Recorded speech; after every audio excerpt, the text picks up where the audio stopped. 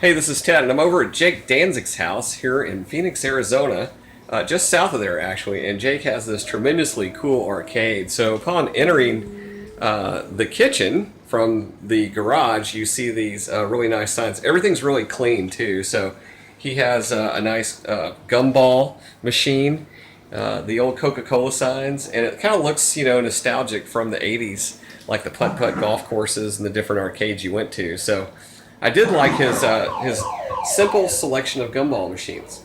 And this is a root beer keg that actually had root beer in it. He said it's soaked into the wood, so it's really heavy.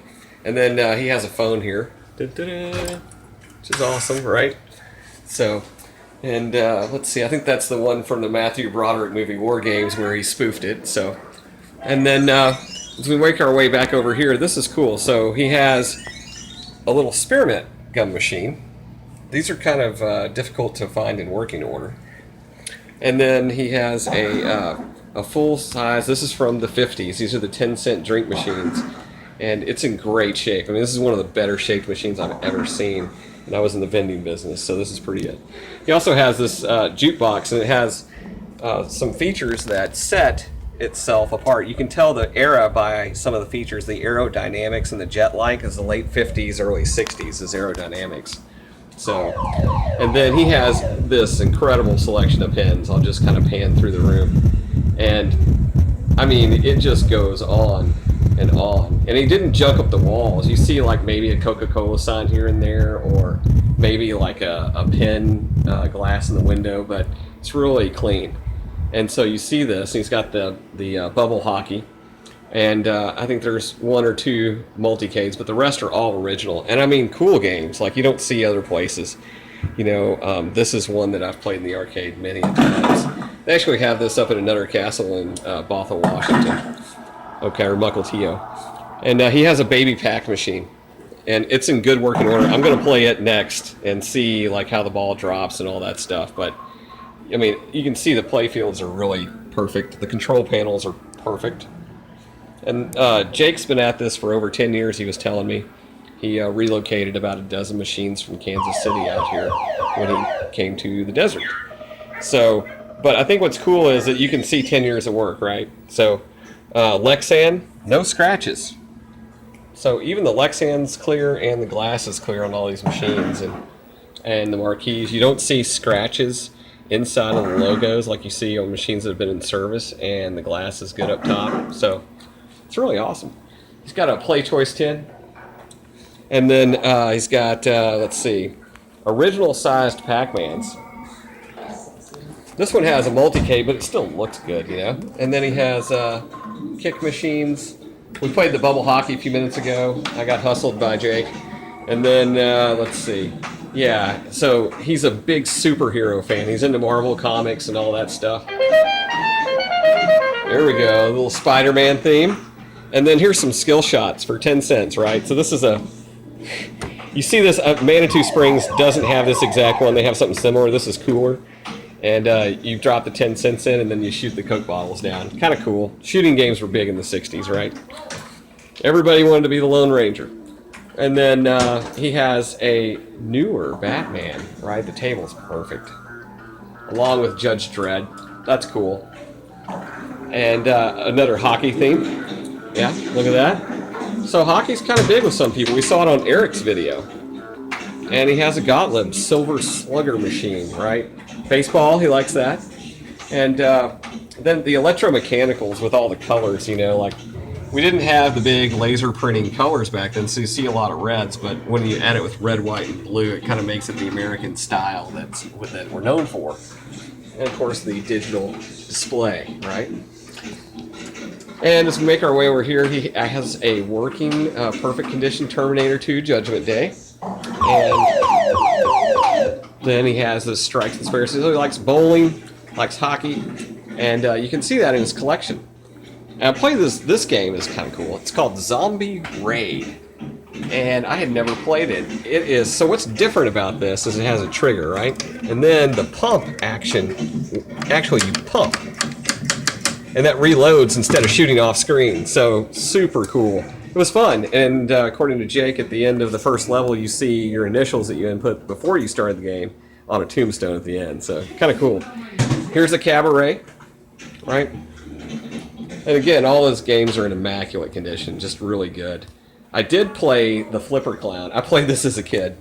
It was awesome. And I just like it because it's really interactive. There's a lot going on in this NASCAR game. Jake, are you going to sell this NASCAR game anytime soon? Yes. Oh, okay. So, yeah, it's March 18, but ZapCon's next month, and Jake is actually looking to sell this NASCAR game. I got to tell you, it's in immaculate shape. Look, right here, no scratches. Not any scratches across the top. And the coin doors even. Look at the coin door and the condition. See, like, most of them you see the scratches and it's messed up. Still in good shape. Legs and overall condition with decals. Again, a lot of extra effort done here. And, you know, after talking with Jake a few minutes, you can definitely see his passion. So, here is a Slapshot hockey game. This is cool. It's electromechanical. See it move around. And you just hit the Slapshot, the goalies, right? A lot of pinballs in this game. That's kind of cool. And it can get pretty loud in here, I'm sure, when Jake has parties that, you know, it's a little loud. So when you're working on these, you don't want to have all this, but yeah. And then this bubble hockey, he was explaining about bubble hockey, something I'd never heard, which is you're better off buying a new machine than you are a used machine with the parts, because you get a new machine and everything looks great. You can see the gloss on the players in this. I'm trying to get up there close enough. But they really look good. Like, you can see it, how glossy it is, right, with that guy. And then, you know, when you move up in there, you just see what kind of condition this is in. So, and it's a timed play. So, trying to talk him into bringing this to ZapCon for a timed play and maybe a tournament. And then over here, Super Strike. It's a nice little rolling pinball, right? Roll it in, and it figures it out. Rolling Super Strike.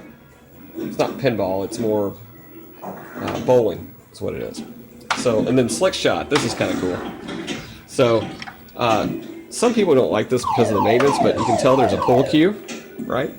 And then you take the pull cue, and they're actually in good shape, by the way. And then you shoot the cue ball in this area right here. And it shows you, okay, insert a coin, pick up the ball, and it's there. And the bezel came out really great on this. I mean, it's hard to do it justice if you're not here in person, but the bezel looks really, it's unique because it's fitting inside of here with inside of another bezel behind it, which is the monitor and its bezel. So it came out nice. And then we were talking about Pachenko, but I played this earlier, and I had kind of a, there we go. So we're here in Arizona, which is spring training central headquarters, one of the big places in the U.S. And this is the one of, I mean, I think every one of these is a signature piece in my mind, but Jake actually bought this. This is called the Vertigo Cabin. This is why I came over, just to check it out. And the Vertigo is the virtual pinball arcade, as featured on Shark Tank. And, you know, for the price that you pay, it's a premium machine, and the parts are new. Joysticks, so just to look at it. And the dimensions are 3 foot by 2 foot. I measured it earlier, so you don't see much of like how cool this is, but because of the way the monitor is tilted with the trapezoid that's part of the cabinet that goes up and over, right? The monitor fits in there real nice. The bezel probably could have been done a little better on there, according to Jake, but it's playable. It just could be done better. So I think that's good feedback when the people from Vertigo see this, or Virtua Pin or VP Cabs. But he has custom artwork. I want you to check this out. Captain America. And then, what's his name did this? Joe Zabo. Joe Zabo did the artwork in their template. And look, Zabo's Arcades. Zabo's Arcades, right. And so you can see, like at the top, I mean, it just came out awesome. This is all custom, you know. They provide you a template.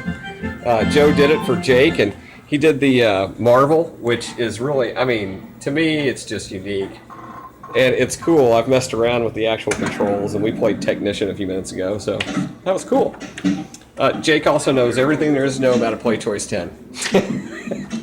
Admittedly, and then other people have actually referred me to him about some of the things. So You've seen the Excite Bike and some of my other stuff.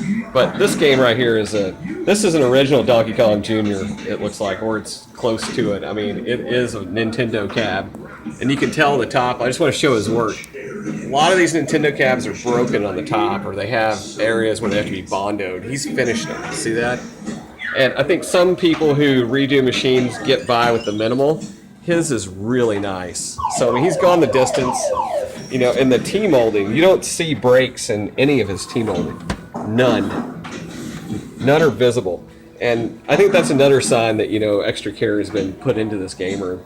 So it's a really great downstairs arcade. So signing off from the Men's Room Arcade, this is Ted over at Jake Danzig's in Phoenix, Arizona.